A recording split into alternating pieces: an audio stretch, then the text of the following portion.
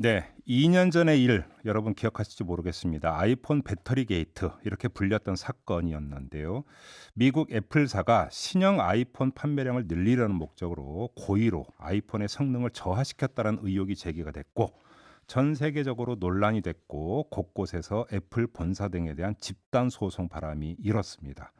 우리나라에서도 당시 무려 6만 명이 이 소송 대회에 동참을 했었는데 근데 이 사건이 뭐 결론이 나기는커녕 소송 원고들의 명단조차 확정이 안 되고 있는 이런 상황이라고 합니다. 도대체 어떤 사정이 있었던 건지 이분 연결해서 한번 자세히 알아보도록 하겠습니다. 집단 소송을 추진했던 시민단체 관계자인데요.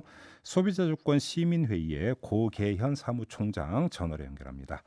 자, 총장님 나와 계시죠? 네, 네, 안녕하세요. 예, 네. 안녕하세요. 6만 명이나 소송에 참여하겠다고 의사를 밝혔는데 명단이 확정이 안 됐다. 이게 도대체 무슨 이야기입니까?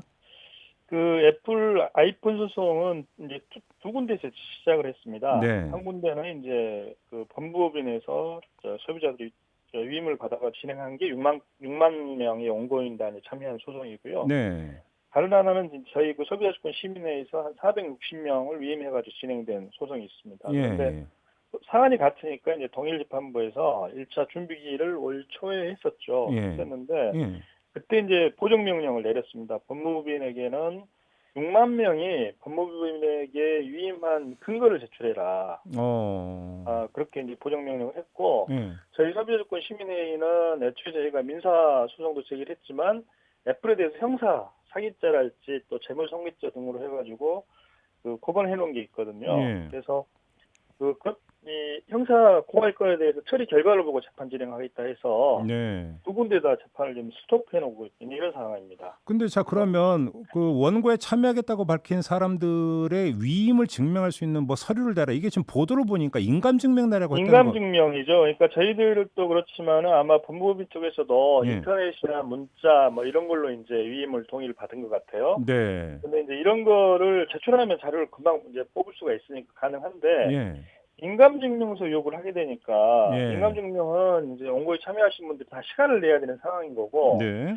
특히 애플 아이폰의 경우에는 젊은 층이 많습니다. 사용자들이, 그렇죠. 소비자들이. 그렇죠. 그렇다 보니까 인감이 없는 친구들이 굉장히 많아요. 예. 네. 그래서 서로 다시 인감을 또 도장 파가지고 동사무소 가가지고 인감증명 만들어서 그 증명서까지 떼야 되니까 굉장히 불편한 상황이 되고 네. 그런데 6만 명이 되니까 이게 시한을 굉장히 언제 한정할 수가 없지 않습니까? 동시에 연락하는 것도 그렇고. 그래서 이거는 법원이 사실 거짓말로 특히 다른 데도 아닌 법무법인에서 거짓말로 원고임을 받아가지고 소송 진행하는 거는 법무부의 자격을 스스로 이렇게 망가뜨리는 행위 때문에 그럴 일이 없으리라고 보거든요. 근데 예, 예. 지나치게 법원에 신중한 게 아닌가 뭐 이런 판단이 됩니다. 근데 이거저거 다 떠나서요. 예를 들어서 지금 네. 뭐 수십, 수백, 수천 명이 그 원고인단에 참여를 해서 그러니까 소송을 벌인 경우가 여러 건 있지 않았습니까? 근데 네네네. 인감증명 내라고 하는 경우가 있었나요? 전례가 드물죠. 전례가 드물고 예, 저도 아마 처음 보는 뉴스 같아서 질문 드린 예, 건데요. 예, 전례가 드물고 예, 재판부에서 아마 6만 명 정도가 이제 참여를 하게 되니까 그러니까 네, 저희에 대해서는 한 460명 되니까 별다른 언급이 없었는데 네, 법무법인에서 추진한 쪽 6만 명은 이제 수가 굉장히 많고 그러니까 예. 좀 이렇게 사실상 원고 이행 과정에서 다소 좀 부작위가 있었지 않나 이런 좀 의심을 갖는 것 같아요. 근데 이게 너무 많으니까 이거 뭔가 좀 허수가 있는 거 그렇죠. 아니냐? 재판부가 예, 의심을 했다 이런 예, 예, 말씀이세요? 예. 예, 예. 그런 의도가 좀 있었던 것 같습니다. 그래요? 이거 어떻게 해야 됩니까, 그러면? 그래서 저희는 이제 이게 집단 소송 제도가 도입되는 상황이라 그러면 이게 이제 아무런 의미가 없는 거거든요. 지금 현재 법원에서 인감증명 제출해라 할지 보정명령은 의미가 없는 바로 건데 그 지점인데요. 그러니까 예, 집단 바로 그겁니다. 소송제도 일반론을 지금 봐야 되는 거죠. 문제 핵심은. 그렇습니다. 그래서 예, 예. 집단 소송 제도는 대표 소송제의 일환이거든요. 그러니까 네. 피해자가 집단일 경우에 예. 거기에 대표자나 일부 피해자가 소송할 경우에 예. 그 결과를 법원의 효력이 소송에 참여하지 않는 일반 피해자에게도 효력을 미치는 효과를 갖기 때문에 그렇죠. 소송이 비용이나 시간이 굉장히 압축되면서 전략되면서 빨리 진행될 수가 있는 부분이 있죠. 그래서 그렇죠. 예. 피해자들의 권리 구제가 집단적으로 실효적으로 구제할 수 있는 유효한 수단이 되는 거죠. 근데 이제 우리나라는 이런 게 제도가 없다 보니까 예. 기존의 민사소송법상에 정해진 손해배상 절차대로 진행을 하니까 이런 문제들이 생기는 겁니다. 근데 왜 우리나라는 집단 소송제가 정착이 안 돼 있는 겁니까, 도대체? 제 기억에는 96년도, 그러니까 15대 국회 때부터 의원들도 일부 발의를 하고 정부도 입법 논의를 하다가 이제 중도 하차하고 그렇게 했었는데, 네. 제가 보기에는 여전히 이제 시민들의 기본권 인식도 높아지고 사회가 변화되는데, 네. 과거 우리 7, 80년대 개발연대의 낡은 패러다임이 음흠. 이른바 그 정책 집행하는 국회나 행정부, 또 기업 사이드에 이 잔존해 있는 것 같습니다. 좀 더 그러니까 풀어주신다면 어떤 말씀이세요, 그 얘기는? 집단소송제 도입 얘기가 나오면 기업은 이 제도가 도입이 되면 기업은 망한다. 그리고 예. 네, 그리고 이제 정부는 이 제도로 인해서 기업의 그 부담과 이 경제 그 압박 내지는 네. 경기에 그 문제가 생길 수 있다 이렇게 얘기를 하는 거고요. 네.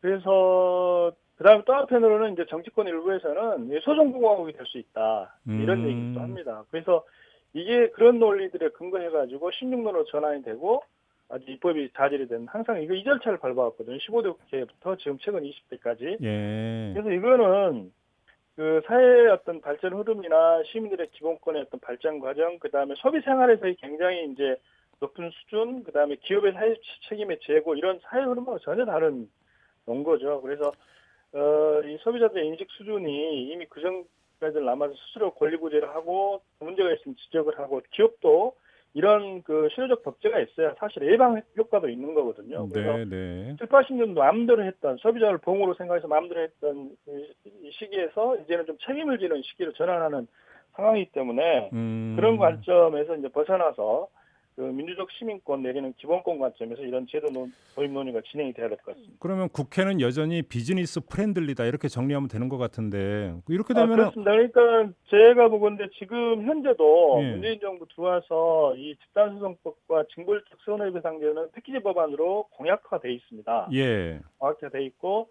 아마 이제 작년에 법무부에서 법안 발의를 집단소송죄에 국한해서 이제 법안을 발의한 것 같은데 네.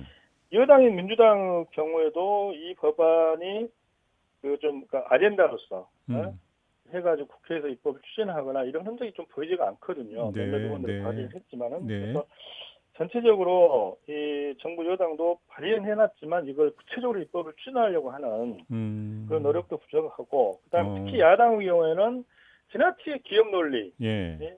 이 제도 도입되면 기업은 망한다 이런 잘못된 어떤 이 패러다임에 근거해가지고 이 입법을 바라보기 때문에 애초 발의했으나 상정도 안 되는 이런 상황이라 볼 수 있겠죠. 네, 국내에 이런 어떤 그 법적 현실 때문에 아이폰은 웃고 있다 이렇게 봐도 되는 겁니까 그러면? 맞습니다. 애플은? 이거 외에도요. 예. 지금 보면 그 가습기 살균제 문제랄지, 네. 그다음에 코롱 인투슈의 이 허위줄기 이 관절약이랄지, 그다음에 최근에 그 한국말리지 일방적 삭감 문제랄지, 네. 그다음에 유통사랄지 또 통신사들의 그 회원 정보 유출이나 판매 행위 같은 거. 네. 과거에 기억나겠지만 유조선으로 인해서 서해안 오염됐던 이런 문제, 그다음에 작년에 여름에 엄청나게 논란이 됐던 BMW 그 화재 사건들 있죠. 네.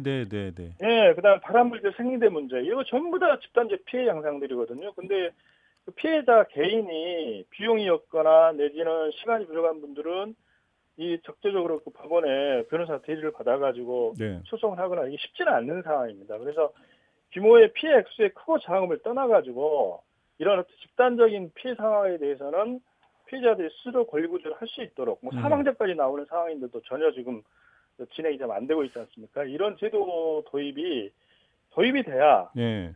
사실 기본권도 그렇고 민생도 그렇고 더 오히려 강화되는 그런 효과가 있지 않을까 이런 생각이 듭니다. 지금 3097님이 딱 그런 문자를 보내주셨는데 뭐 그러면 미국의 기업은 다 망했겠네요. 거기는 징벌적 손해배상법도 있는데 이렇게 지금 그 문자를 보내주셨는데 진짜 외국은 맞습니다. 집단 소송제 그러니까 다 돼 있잖아요. 미국은 1938년도부터 도입이 돼 있습니다. 예. 그래서 이제 공정거래랄지 환경, 소비자 이 영역 전체적으로 다 포괄해서 돼 있는데 네.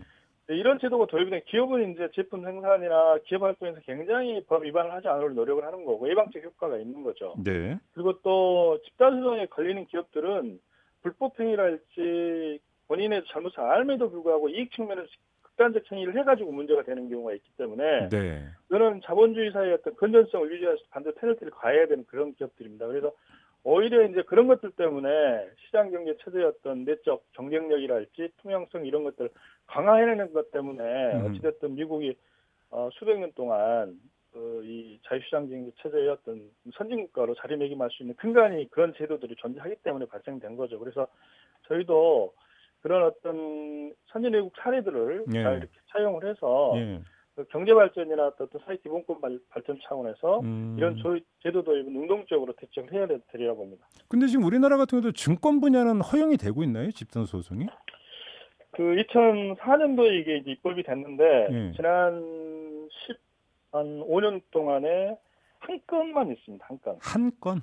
예, 한 건 있는데 이것도 이제 중재 합의를 해가지고 중간에 이제 끝나버렸는데 예. 지금 우리가 증권관리사 소송법이 도입이 됐으나 아까 제가 말씀드린 그런 논리 때문에 아주 이게 그 명분만 이 집단소송법이지 내용적으로 작동을 안 되게 지금 입법을 해놨어요. 예. 그러니까 그 기업들의 그 허위공시랄지 또 분식회계 그다음 이런 행위에 대해서 입증 책임을 좀 원고들에게 주게 돼 있거든요. 네. 근데 정부나 이걸 다 기업들이 가지고 있지 않습니까?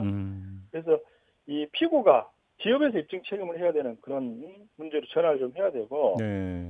그다음에 법원에 지금 우리 집단소송법에 사전허가 제도로 해가지고 본안소송 심의 전에 법원에 사전허가를 또 득해야 됩니다. 네. 그것도 3심제입니다. 그러니까 법안에 대한 소송도 3심제고 6심제거든요. 네, 그러니까 네, 이게 결정이 수년이 걸려버립니다. 그러니까 예. 효력이 떨어져 버리죠.